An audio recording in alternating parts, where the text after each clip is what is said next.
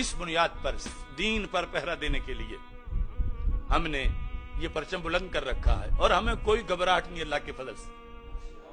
صرف یہی ہے نا کہ پوری دنیا خلاف ہے، صرف یہی ہے،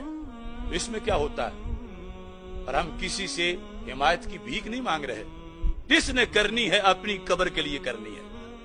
اور میرے یہاں بڑے محترم بیٹھے ہیں، ڈاکٹر آصف علی صاحب سن رہے ہیں شاید، اور یہ سارے ہمارے جتنے بھی کارکنان ہیں، کیونکہ وہ بات کر لیتے، میرے سے یہی بیٹھے انہوں نے بات کی، جنہیں بار بار علماء و مشائخ بھی کہہ رہے تھے کہ تمہاری بات سنتے ہیں، ان سے یہ کہو کہ ہیں 100% سچے،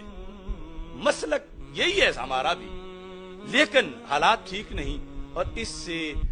ڈاکٹر صاحب کا نقصان ہو سکتا ہے، اور ہمیں ان کی بڑی ضرورت ہے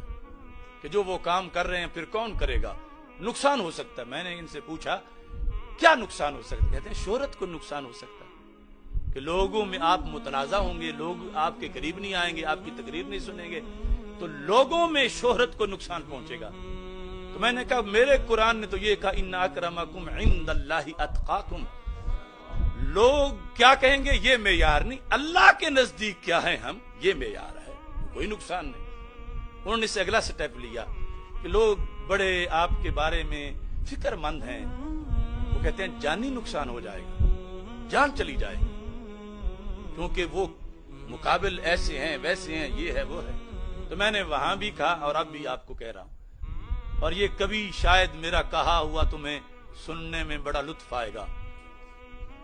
کہ اگر میرے رب کو یہ منظور ہے کہ میرا قلم، میرا علم، میری زبان، اس سے ملت کو، دین کو، اہل سنت کو فائدہ پہنچے کئی سالوں تک اللہ کے حکم سے، تو یہ بھی بہت اچھی بات ہے، مجھے پسند ہے۔ لیکن اگر میرے اللہ کو یہ منظور ہے کہ میرے خون سے اس ملت کو فائدہ پہنچے، میرے خون سے حق باطل کا فرق واضح ہو جائے، میرے خون سے عقائد اہل سنت اجاگر ہو جائیں، میری شہادت سے اہل سنت اور رافضیت کا فرق واضح ہو جائے،